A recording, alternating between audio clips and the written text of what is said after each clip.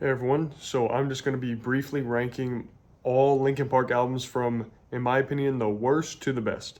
And I want to preface this by saying I don't think any of their albums are bad. In fact, I love all their music. All their albums have at least some merit to them.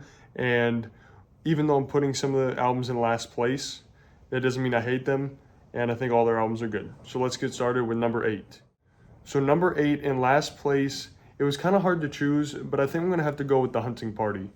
There's nothing wrong with the album per se, but it just for me has the least amount of impact on their discography and has the least amount of memorable songs on it. I do still like it overall. I think it's a solid project, but I think it's going to be last place for me. Next, at number 7, I have One More Light. One More Light has a couple amazing songs. Battle Symphony, One More Light, just some absolutely great Linkin Park songs. But overall, this one isn't as impactful to me as some of their other albums. Coming in at number 6, it was a toss-up between From Zero and Living Things. And even though I did love From Zero, I'm going to put it here at number 6. If you saw my review already, you would know that I thought it was an amazing album, but it's here at number 6 because their entire discography is great. So the albums above this are just better at certain things. And From Zero, Emily Armstrong does a great job. A lot of the songs are super strong.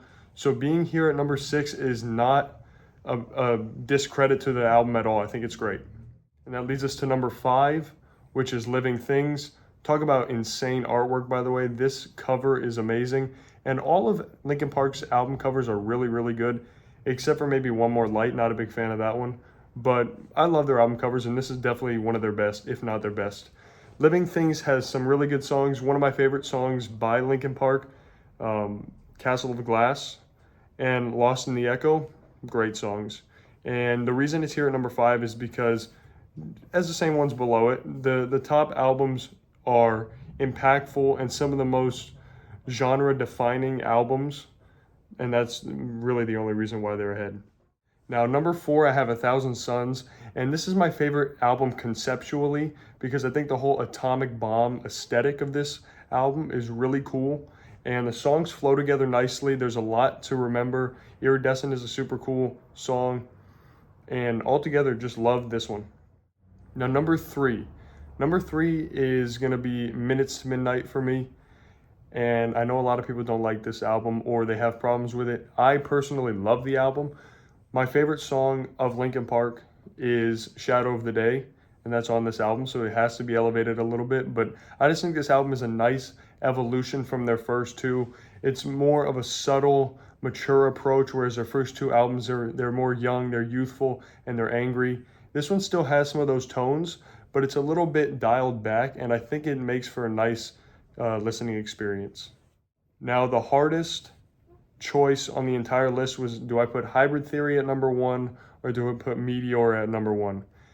And I was super torn between it, but I think number 2 is going to have to be Hybrid Theory and number 1 Meteora.